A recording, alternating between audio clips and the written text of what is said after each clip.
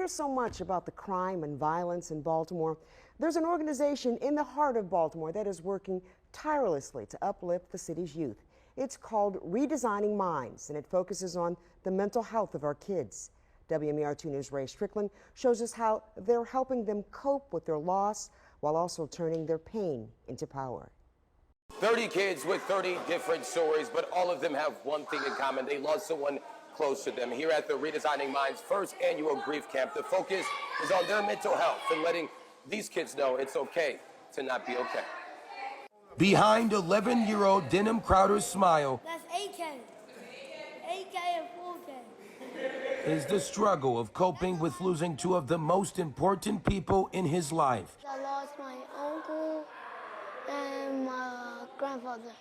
It was hard to lose somebody that I love the most. His pain is a shared feeling at Redesigning Minds' first annual grief camp.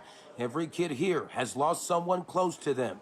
The hard conversations about their trauma are made a little easier at this camp because these kids no longer feel alone. Listening is more stronger than talking. Michael Wise is the CEO of Redesigning Minds. He created the organization 3 years ago to address mental health in kids. We noticed that a lot of times kids that suffer from or have mental health situations, people have a tendency to target them as behavioral problems. The issue of mental health is also personal for him. 2 years ago, his son was shot and killed. I just wanted to think, what could we possibly do for the people that has already went through or going through or will go through what I went through. This camp is only one of the services his organization provides. Redesigning Minds has more than 350 kids, and to be a part of the program, they have to see a therapist. The goal is to evaluate their mental health, which aims to get to the root cause of what's affecting their behavior. Structured environments really matters. As many positive people in their life really matters, and attention matters as well. Brandon Johnson helped Wise start the organization and is head of recruitment. He's also one of the many counselors and mentors at Redesigning Minds, and he can relate to what these kids are going through. I lost my son 2 years ago to gun violence. Johnson wears this band every day to remember his son. He says he may not have been able to save him, but his loss fuels a mission to try and save others. Now, I know I can't save them all, but collectively in the community we can. And that's what we're doing here. We changing one brain at a time. For Crowder, he now knows pain is only a chapter in his book of life. And with help, he can author a story that ends in success. If you're one of those kids, you need to talk to your parents, your mom, someone that you actually trust, or a trusted adult. You need to talk about your feelings, because you don't talk, the more you isolate yourself, the more bad you might feel. And if you would like to learn more about Redesigning Minds, we have the organization's information on our website at WMAR2news.com. Reporting in Baltimore, I'm Ray Strickland, WMAR2 News. Listen, if you have a complaint about your mail, get in a long line. In fact, let this Dundalk family in front of you. They tragically lost their son a week after Thanksgiving, and they say they still haven't been able to properly say goodbye because they ordered an urn for his ashes online, and they say it's been delayed by the post office for nearly 2 weeks. WMAR2 News' Ray Strickland joins us live right now from the main post office downtown. And Ray, I understand that the family reached out after seeing your story that you aired last night about the troubles at the post office. Yeah, Jamie, and once again, trucks are lined up outside of the main post office here in downtown Baltimore waiting to unload mail. The pandemic has led to widespread delivery issues at USPS and a lot of headaches for people. But for this father who's still waiting on this urn, he says it's been the worst 2 weeks of his life. I've never felt so hurt in my life. Steve Prody says his son Ryan suddenly passed away a week after Thanksgiving. He was 29 years old. I can't even put it in words.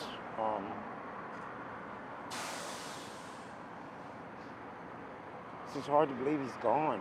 The family has found it hard to cope with the loss. It's been the worst 2 weeks of my life. Yeah. Ryan's stepmother, Kathy Prody, says they haven't been able to properly lay him to rest. She says it's because the urn she ordered online on December 4th has yet to arrive in the mail. He's in a baggie. He's in a baggie. That's where he's at. He's in a baggie.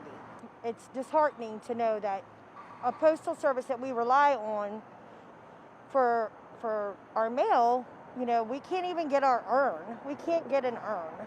She showed us the tracking information where it says she was supposed to get it on December 7th. It's now 11 days overdue. We'll come pick it up. Just tell us where it's at. WMAR2 News viewers from Columbia to Baltimore have also complained to us about mail issues. On the USPS website, it blames its troubles on an unprecedented amount of mail this holiday season, combined with staffing shortages due to the pandemic. I really understand that they're super busy. And I don't blame them, I just blame the confusion.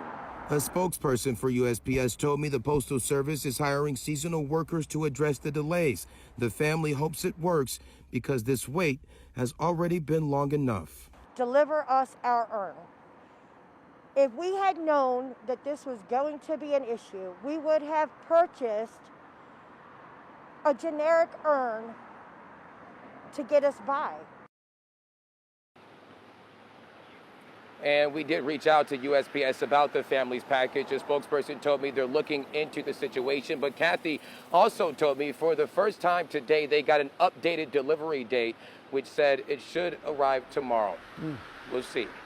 Live in downtown Baltimore, Ray Strickland, WMAR2 News. Hundreds of people gathering for a prayer vigil outside a Southern Baptist church to honor the life of 69-year-old Evelyn Player. She was found stabbed to death inside the church that she worked at earlier this week. And WMAR2 News' Ray Strickland joins us live right now. Ray, this crime has really shaken this community, and they turned out tonight, didn't they? Yes, that's right, Jamie. It was a powerful showing of support for the Player family. City leaders, church members, and her loved ones came together to demand change as they all vowed to work to make sure something like this doesn't happen again. Clap your hands, everybody, and say, victory is mine. Hundreds of people came together for a prayer vigil at Southern Baptist Church to honor the life of 69-year-old Evelyn Player. The devil hit us where it hurt. He hit one of ours. He hit an elderly woman, a faithful child of God. Evelyn Player is her name, a faithful servant of God. But she still got the victory because she's walking around God's heaven.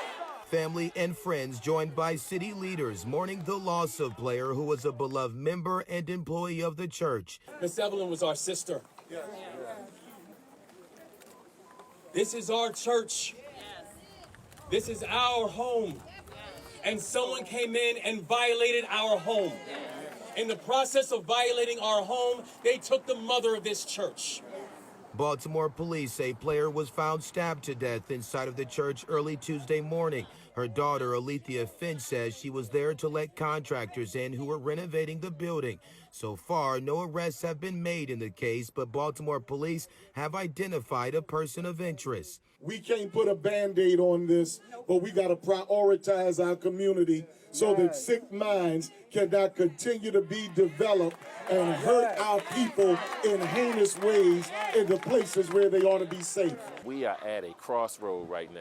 Dr. Ted Sutton is the founder of People Can Change Ministries and Men Against Murder. He says it's important for people to use this moment moving forward to come together and create change in Baltimore. There has to be some accountability so that people can know that you know what, we've allowed certain things and it wasn't right, but this right here, this has to be the end. And Baltimore police haven't released any additional details about that person of interest, but they say they are confident they will make an arrest. Reporting live tonight in Baltimore, Ray Strickland, WMAR2 News. State's Attorney Marilyn Mosby says she intends to fight to prove her innocence after she was indicted on federal charges of perjury. But now a lawyer and former prosecutor is raising a lot of concerns on how her legal battle will impact the city's crime-fighting efforts. WMAR2 News' Ray Strickland joins us live in downtown Baltimore tonight. Ray, the attorney you spoke to, says the indictment sends the wrong message to those that she serves. Yeah, Jamie, and he also says he questions if the public will have confidence in Marilyn Mosby to effectively do her job amid a legal battle that he says could take months to be resolved. I have done nothing wrong. Proclaiming her innocence, Baltimore State's Attorney Marilyn Mosby defending her name and reputation after she was indicted on federal charges of perjury. I intend to fight with every ounce of energy within my being to prove my innocence and to clear my name. Mosby is accused of lying about experiencing financial hardship during the pandemic to take money from her pension. The feds also claim Mosby made a false statement on mortgage loan applications for 2 properties in Florida. The indictment says she did not disclose she had unpaid federal taxes, and the feds also say she received a lower interest rate by claiming one of the properties was her second home. During a news conference, Mosby suggested the indictment was for political reasons. See, ever since I walked down the steps of the War Memorial on May 1st, 2015, announced charges against 6 police officers in the killing of Freddie Gray, I have had a target on my back. Mosby said she would not allow the case to distract her from doing her job, but attorney Andrew Alperstein believes her legal troubles could lead residents to lose confidence in her and her office. They have cases right now in that office where people are charged with similar crimes. How's that negotiation going to go? Alperstein also questions how Mosby could effectively help the city fight crime with a court case that may not be resolved for months. Human beings are dying every day in this city. It is a disaster. It's been going on the entire time she's been the state's attorney. How is it going to get better when the state's attorney is now charged with honesty-related crimes? Now, Mosby did not take any questions during that news conference earlier today, but she did say her attorney will share more details at a later time. Live in Baltimore tonight, Ray Strickland, WMAR 2 News.